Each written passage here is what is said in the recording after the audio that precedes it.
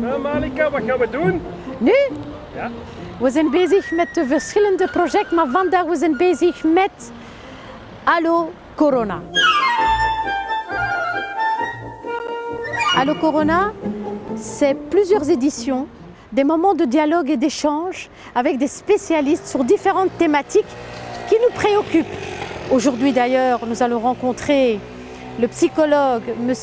Redouane Bendriss, qui nous fait honneur à travers des capsules qu'on va lui présenter sur des témoignages de confinement égal isolement et comment les gens de toute génération le vivent. Et c'est à lui, en tant que spécialiste, va répondre. Sander, regarde, c'est incroyable. On est ici parce qu'on a voulu être ici. C'est une belle image de Molenbeek, hein, avec ce soleil, ce canal, des canards. Mais Molenbeek, depuis longtemps, a été confiné, je pense, ou atteint par le Covid 4.2. Ah, non! Si, regarde.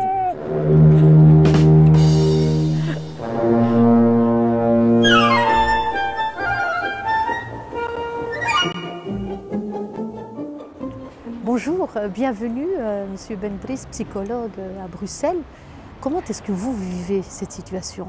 Au niveau privé, je pense que je vis ces choses-là comme la majorité des gens. Donc un changement brusque de la vie et les rapports sociaux qui sont un petit peu différents, qui changent, la technologie qui apparaît. Et au niveau professionnel, c'est un grand changement parce que, comme je parlais de la technologie vient en force dans nos consultations. Nous utilisons énormément le téléphone et les vidéos. Et en même temps, on est face à de très grandes angoisses où les gens sont extrêmement inquiets ou extrêmement angoissés par rapport à ce qui se passe actuellement. Et en même temps, cela vient se greffer sur des problématiques déjà existantes. Ok. Alors justement, nous allons écouter quelques témoignages. On va commencer, Sander, si tu veux bien, avec Insaf. C'est une jeune étudiante, vingtaine d'années. Et sa question principale, c'est est-ce que les gens ne deviendront pas ou n'auront pas cette habitude de ce détachement, deviendrait insocial? Hallo, ik ben Insaf, ik ben 18 jaar, ik ben studente, ik studeer humanewetenschappen. Persoonlijk voel ik me wel oké. Ik had erger verwacht, maar het valt best wel mee. Ondanks het feit dat het enorme gevolgen zal hebben voor ons land, denk ik toch dat we positief moeten blijven denken.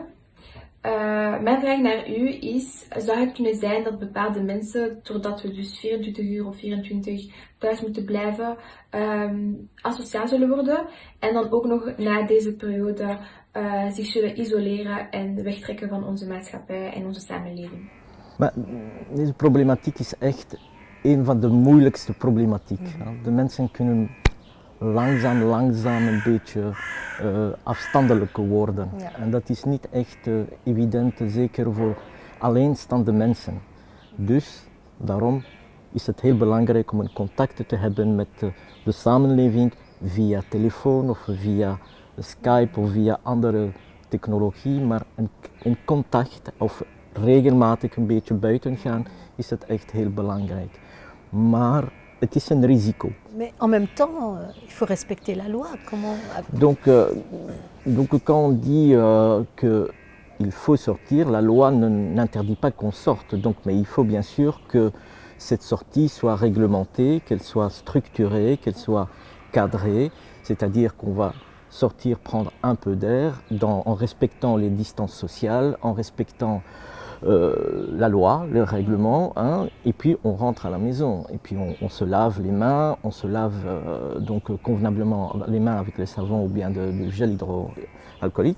Donc il faut que ça devient quasi un rituel. Et comme disent beaucoup de gens, c'est le bon sens. Mais supposons maintenant que Insaf ne peut plus voir sa grand-mère qui habite dans une autre commune que la sienne. Donc là je pense que c'est une difficulté. Oui, mais il faut bien savoir qu'on vit des moments un peu difficiles. Donc on vit avec ce qu'on peut faire. Donc il y a un cadre. Et dans ce cadre, il y a des éléments qu'on peut faire, il y a des éléments qu'il ne faut pas faire. Et ces éléments qu'il ne faut pas faire, c'est pas simple. Il y a un sens dans ce qu'il ne faut pas faire. Alors quand Insaf veut aller voir sa grand-mère ou ses parents dans une autre commune, elle peut mettre en danger non seulement sa santé, mais aussi la santé de la collectivité, mais la santé aussi de sa grand-mère. Oké. We gaan verbeteren met andere jongere meisjes. Ihsan. Oui, Ihsan. Oké, we gaan samen luisteren. Bonjour, je m'appelle Ihsan, je suis étudiante en première année en tant qu'enseignante. Comment j'ai vu le confinement? Bien, je sais qu'il faut rester à la maison pour sauver des vies. Par contre, j'ai eu un coup très dur à l'annonce de la prolongation du confinement.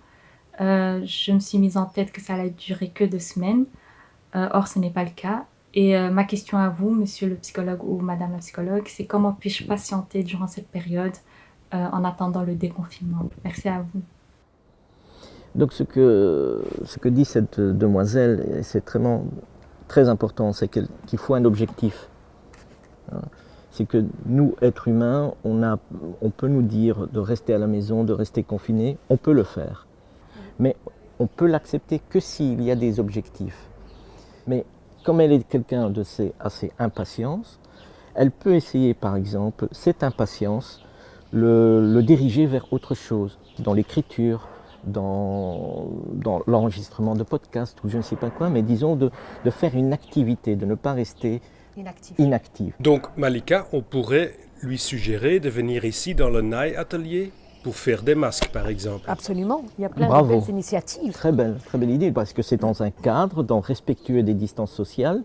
Elle a un objectif et c'est constructif. Le danger du confinement, c'est qu'on puisse rentrer dans une forme de lassitude, d'habitude, une forme quasi de tristesse et d'ennui, et de rentrer dans cette forme d'ennui, de commencer à manger tout le temps, d'essayer de regarder la télévision, mais du matin au soir, de dormir tout le temps et de rentrer dans une forme de lassitude, etc. Et ça, il faut vraiment le couper. Moi j'ai une question, pourquoi est-ce qu'il est tellement important de rester dans le positif?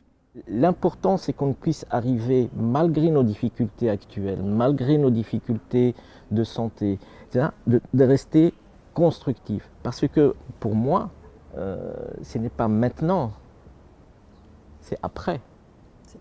C'est-à-dire que quand on va rentrer dans un processus de déconfinement et que les gens vont peut-être un petit peu plus sortir, etc., là, on va apparaître les problèmes, ce qu'on peut appeler post-traumatique.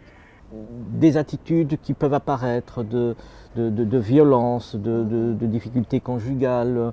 J'ai cru comprendre à travers les médias quand même qu'il y a beaucoup de violences conjugales et que ça ne se passe pas très très bien. Mais ça a augmenté de 30%. Oui, de 30%. Oui. Moi, c'est quelque chose qui, personnellement, m'inquiète énormément. La violence conjugale, mais la violence vis-à-vis des enfants aussi.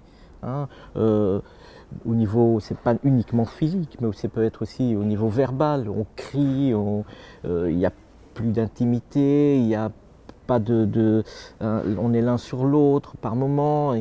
Et ça crée une forme de tension au niveau familial, et ça crée une forme de stress au niveau familial, et il faudra être très attentif à cela. Comment aider ce genre de... Déjà, l'écoute est déjà importante. Et puis à un moment donné, de pouvoir créer, de parler de ce thème-là. Moi, je suis très favorable à tous ces groupes de parole, mais en respectant les distances, bien sûr, avec 3 personnes, par exemple, dans un grand espace où 3 personnes peuvent parler de ces choses-là. J'ai l'impression que la foi aide beaucoup. Le fait de prier, le fait de méditer, c'est une manière de se soulager, d'accepter aussi. Oui, mais parce que ça, vous savez, quand on est dans des situations difficiles, les êtres humains se tournent vers ce qu'ils y croient le plus.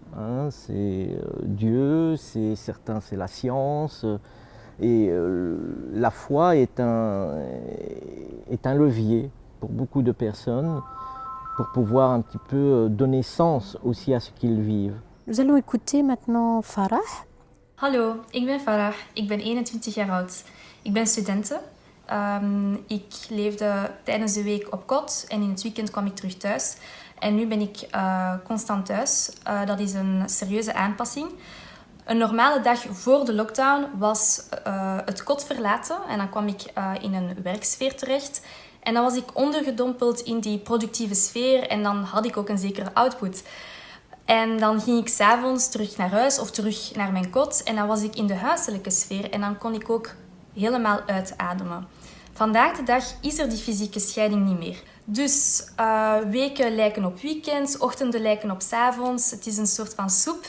En in deze chaotische, structuurloze tijden, hoe zorg ik ervoor dat ik toch wat een betere tijdsmanagement kan hebben, vooral met het oog om uitstelgedrag als probleem te tackelen. Ja, het is niet echt, het is een grote vraag. Hè, maar ik vind dat juffrouw twee woorden heeft gebruiken.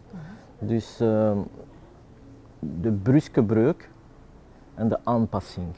L'adaptation. Il commence à s'adapter à une situation qui est venue brusquement.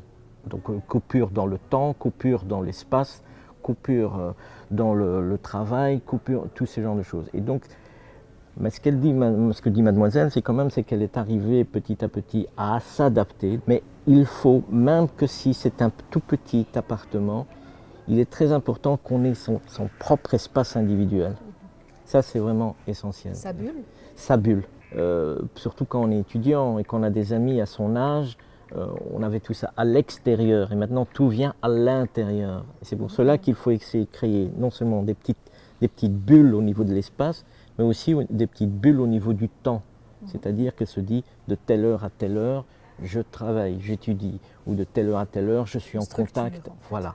C'est de structurer son temps. Au fait, l'adaptation, c'est la structure, c'est structuré. Donc une situation qui est déjà, comme elle dit très bien, chaotique. Ik heb twee zonen, j'ai deux fils. Ils jouent bien sûr le PlayStation toute la journée, sauf quand ils sortent pour faire du sport, et ils font ça tous les jours. Mais comment, en étant parent, limiter cela parce qu'ils sont des ados, et discuter avec eux, c'est une balance. Oui. Moi, je pense que dans la situation actuelle, il est intéressant de commencer à jouer avec eux. C'est un peu contradictoire ce que je dis, hein, mais c'est de mon sens. Hein, je pense que c'est bien de commencer à jouer, comme ça vous êtes déjà dans un lien avec eux. Vous ne venez pas de l'extérieur leur dire, si j'ai bien compris, joue avec eux la PlayStation. Voilà, c'est qu'on s'intéresse à ce qu'ils font, et puis à ce moment-là, on en discute avec eux. Mais il est important de s'intéresser à ce qu'ils font. On va donner la parole à cette jeune demoiselle. Dag allemaal, ik ben Dua Saxi en ik ben 12 jaar oud. Ik woon in Brussel en mijn hobby's zijn op TikTok surfen, lezen en tekenen. Ik vind het wel een beetje saai om altijd te blijven en altijd dezelfde routine. Slapen, eten, douchen, eten en slapen. Ik hoop dat het quarantaine niet meer lang zal duren. Blijf thuis en alles komt goed. Bye. Pour Maroa, en tout cas, ce que je trouve très bien, c'est qu'elle lit. Hein, elle dit « ik lees ». Hein, donc, et c'est vrai que c'est une routine, que ça devient un peu lourd pour elle, mais elle dit, c'est structuré. Je me lève, je me douche, je lis. Dat is echt belangrijk. En ook, het is... ze kunnen een beetje ook buiten een beetje spelen, een beetje. En ook, misschien ook een activiteit geven. Tekenen voor de verpleegsters. Ik weet het niet. Se sentir utile en fait. Ja, nuttig. Niet alleen voor hen, maar ook voor de gemeenschap. Et les enfants ont une capacité d'adaptation, une capacité de se réinventer extraordinaire. Mais il faut leur donner quelques outils, les aider un petit peu. Et puis ils y vont. Il ne faut pas qu'on projette sur eux nos angoisses. Voilà. Ça, c'est très important. Ça, c'est important. Il y a Fatima Temnali qui m'a appelée en pleurs. Et là, c'est intéressant parce que Fatima Temnali disait « Mais Malika, ma petite fille me dit de ne pas venir. » Elle l'a pris comme un rejet. Et sa petite fille lui disait « Mais mamie, c'est l'école qui a décidé. Et c'est mon professeur qui m'a dit que tu ne dois pas venir chez nous. Elle est restée traumatisée de cette phrase. Elle l'a pris comme un rejet. Mais je pense qu'il faut être très attentif à ça, parce que lorsqu'on est dans une certaine phase de notre vie, quand on est assez âgé, il y a une forme peut-être aussi de relâchement, de se dire ce n'est plus la peine, je lâche tout, je suis isolé, on ne fait plus attention à moi et tout cela. Et donc, quand cette petite fille dit à sa grand-mère, c'est l'école qui m'a dit que, etc., il est très important qu'une troisième personne puisse expliquer à la grand-mère que si sa petite fille fait ça, c'est pour la protéger sa santé à elle.